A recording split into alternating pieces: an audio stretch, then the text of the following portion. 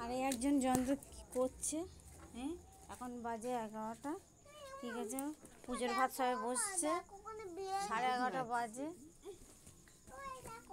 দেখো আর একজন ঘুম নেই চোখে, হ্যাঁ 11:30 বাজে, পুজোর ভাত বসেছে, রান্না পুজো, কাদের কাদের রান্না পুজো আছে সেটা সেটা কমেন্ট করে বলবে।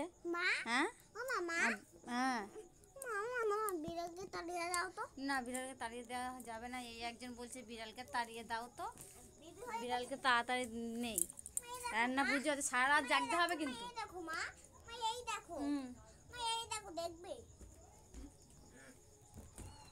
মামার লাগবে না, এই যে মিনি ডাক